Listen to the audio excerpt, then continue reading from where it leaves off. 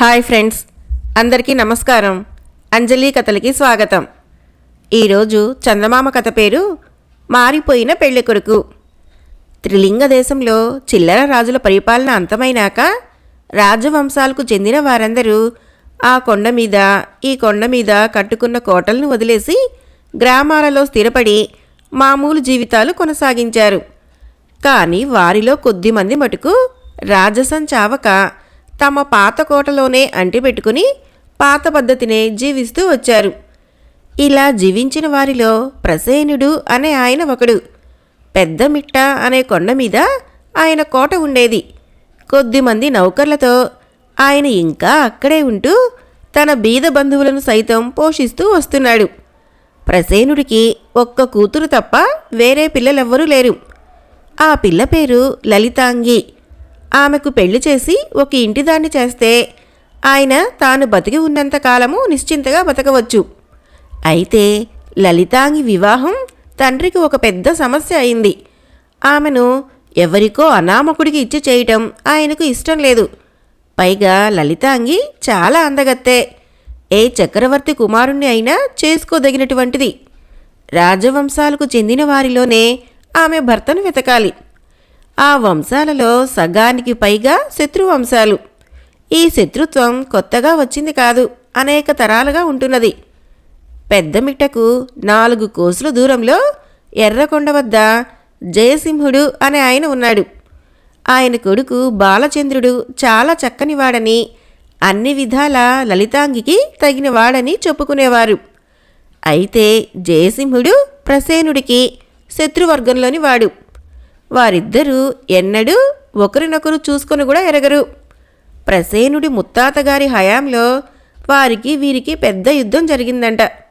ఆ తర్వాత వారికి వీరికి సంబంధాలు లేవు. చిట్ట చివరకు ప్రసేనుడు తన కుమార్తెకు ఒక సంబంధం చూశాడు. పెళ్ళికొడుకుది దూరాన నల్లకొండ. అయినప్పటికీ నల్లకొండ రాజులకి పెద్దమిట్ట రాజులకి అనాదిగా మైత్రి ఉన్నది. వారిది కూడా గొప్ప వంశం. పెళ్ళికొడుకు జయంతుడు పాదుషా కొలువులో ఉంటున్నాడు. అతను కూడా యువకుడే. అతన్ని పెళ్లి కూతురు వైపు వారెవరూ చూసి ఉండలేదు. కానీ మనిషి అనాకారి కాడని తెలియవచ్చింది. ప్రసేనుడు తన మనుషులను నల్లకొండకు పంపి వివాహము స్థిరపరిపించాడు. ముహూర్తం కూడా ఏర్పాటైంది. జయంతుడు పెళ్లికి 2 రోజులు ముందుగానే తన సిబ్బందితో వచ్చి చేరతానని కబురు చేశాడు. తనకు కాబోయే అల్లుణ్ణి గౌరవించటానికి ప్రసేనుడు పెద్ద ఎత్తున ఏర్పాటు చేశాడు. కోటకు వచ్చే కొండ మార్గమంతా శుభ్రం చేయించాడు. దారి వెంబడి దివిటీలు ఏర్పాటు చేయించాడు. విందులు జరపటానికి వేటలు సిద్ధం చేయించాడు. పెళ్ళికొడుకు వస్తాడన్న రోజుకు అందరూ అన్ని సన్నాహాలు పూర్తి చేసుకుని ఎదురుచూశారు. సాయంకాలమైంది. పెళ్ళికొడుకు రాలేదు. చీకటి పడింది. అందరూ నిరాశ చెంది భోజనాలకు కూర్చున్నారు. జయంతుడు 30 మంది సిబ్బందిని వెంటబెట్టుకుని అనుకున్న నాడే ఇంటి నుంచి బయలుదేరాడు. మధ్యదారిలో అతనికి ఒక పాత స్నేహితుడు కలిశాడు. ఆ స్నేహితుడు మరెవరో కాదు, బాలచంద్రుడు. బాలచంద్రుణ్ణి చూడగానే జయంతుడికి పరమానందం అయింది. వారిద్దరూ చిన్నతనంలో ఒకచోట కలిసి ఉన్నారు. ఏమంటే వారిద్దరి మేనమామల్ది ఒక ఊరే. జయంతుడు తన స్నేహితుడితో తాను పెళ్లికి పోతున్న సంగతి చెప్పి, లలితాంగి చాలా గొప్ప సౌందర్యవతి అని విన్నాను. ఆ సంగతి నీకేమైనా తెలుసునా అని అడిగాడు. నేను వినలేదు, నాకు వారి వార్తలేమీ తెలియవు అన్నాడు బాలచంద్రుడు. రేపు సాయంకాలం లోపుగా నేనే స్వయంగా చూస్తాను గదా. వారిది చాలా పరువైన వంశం. ప్రసేనుడికి రాజసం ఏమాత్రమూ తగ్గలేదని విన్నాను. అటువంటి వారి పిల్లను చేసుకోవటమే గొప్ప విషయం. ఇక పెళ్లి కూతురు అందగత్తె కూడా అయితే ఇక చెప్పేదేమిటి.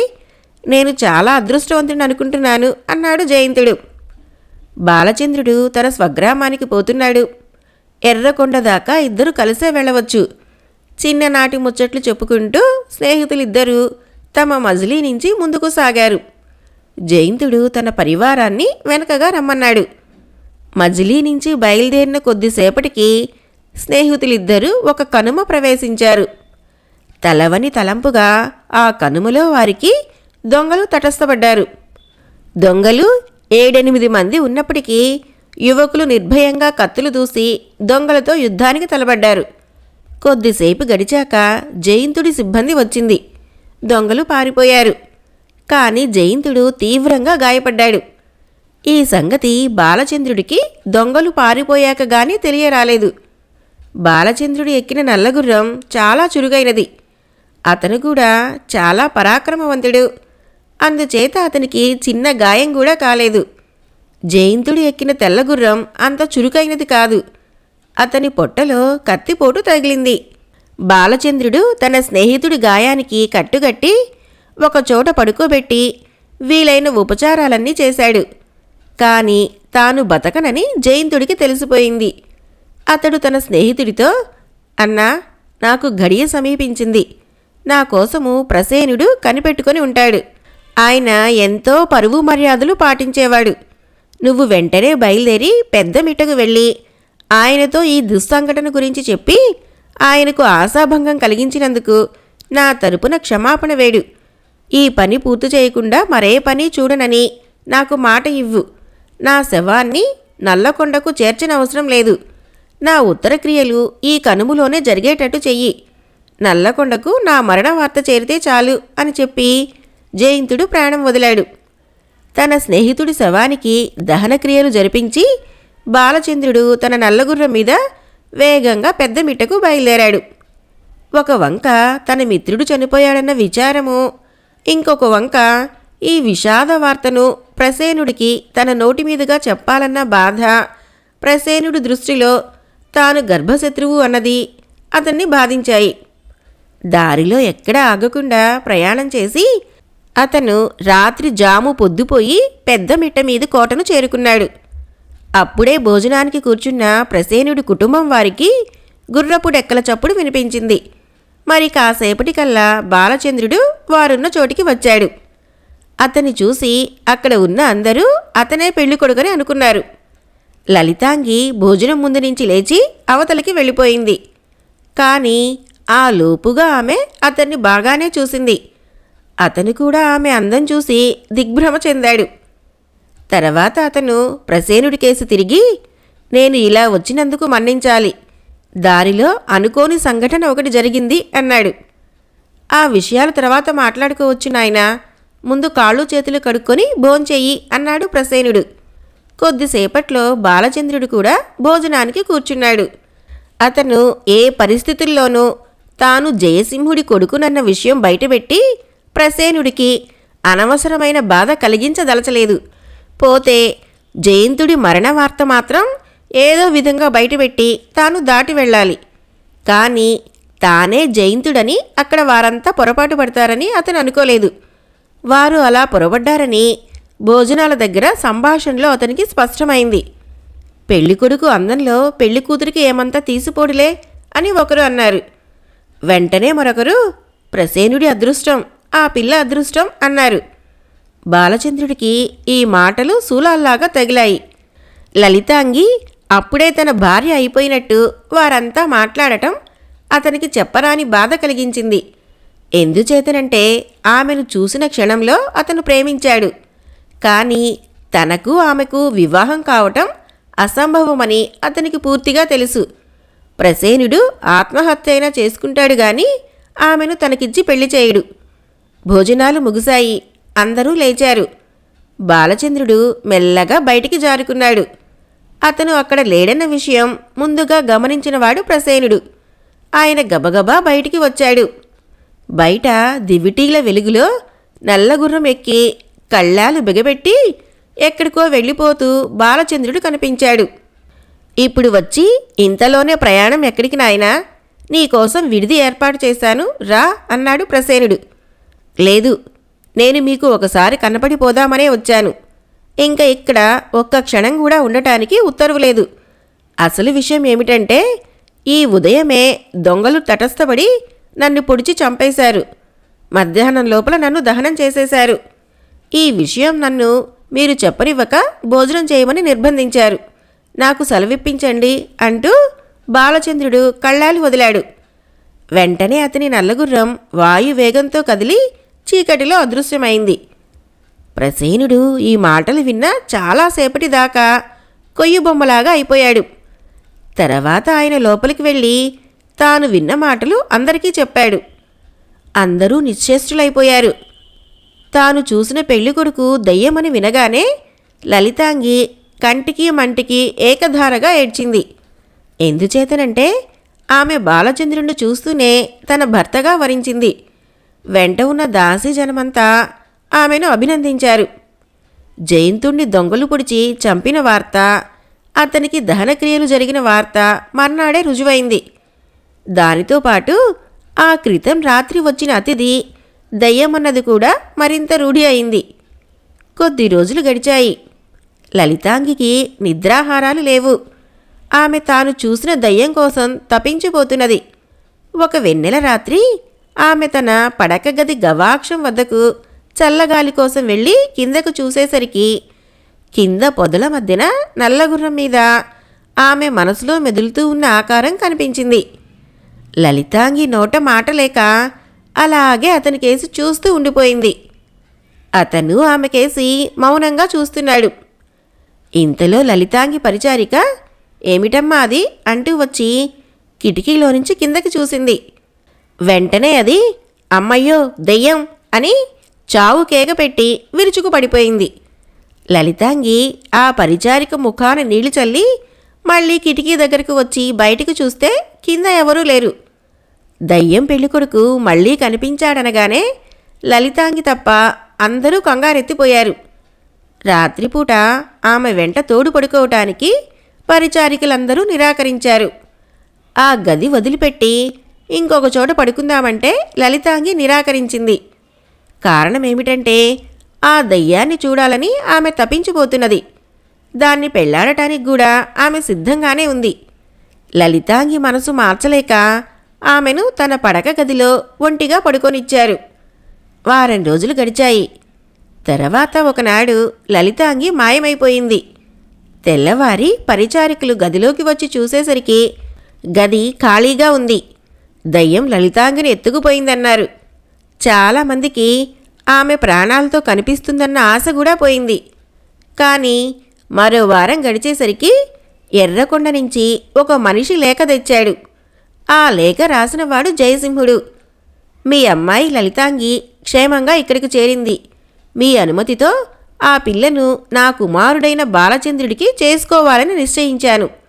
ఆ పిల్ల కారణంగా మనము శాశ్వత మిత్రులు కాగలమని నమ్ముతున్నాను.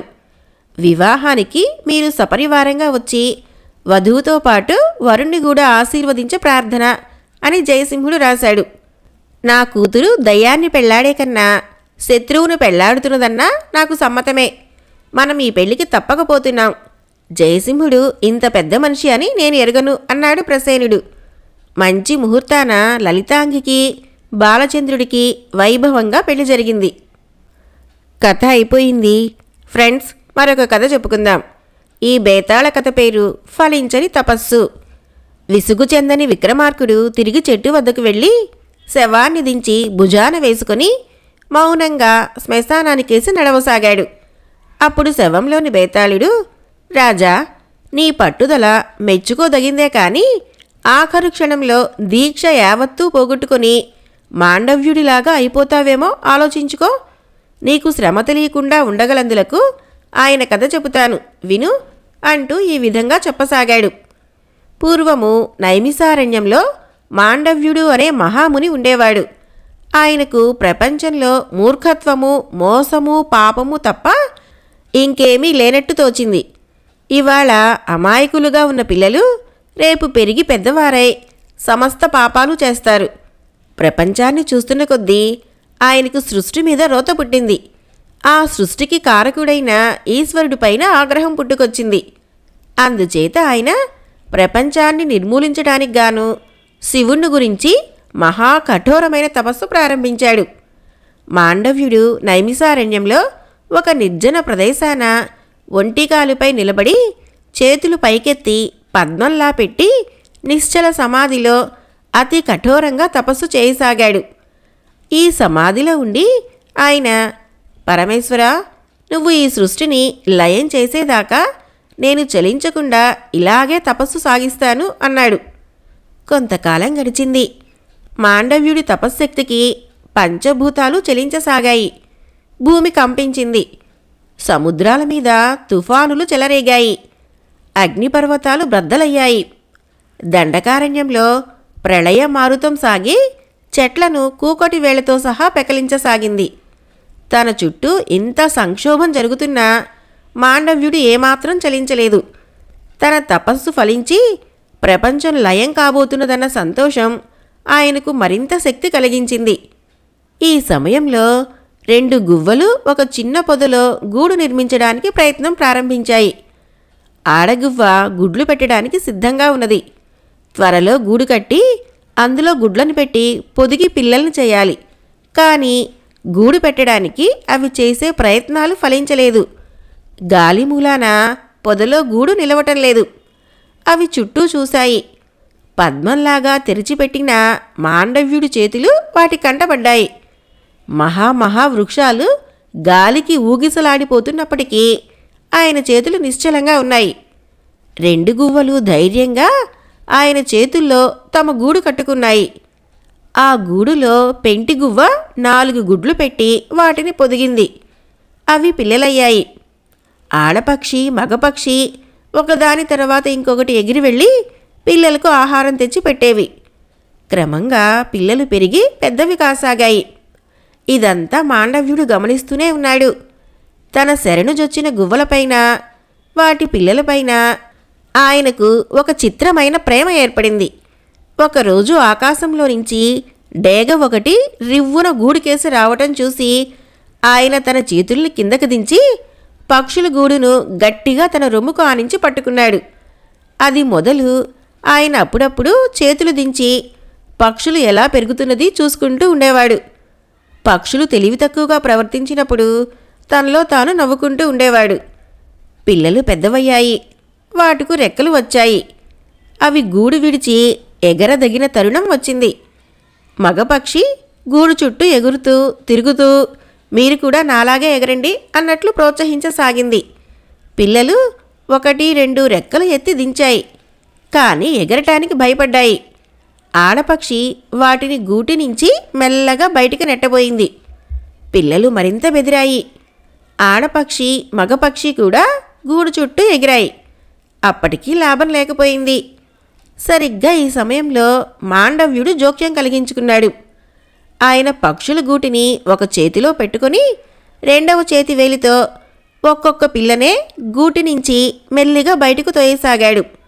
ఒక్కొక్క పిల్లే కింద పడబోవటము, మరుక్షణం ఆదుర్దాగా రెక్కలు కొట్టుకోవటము, వెంటనే దానికి ఎగరటం చేత కావటము జరిగింది.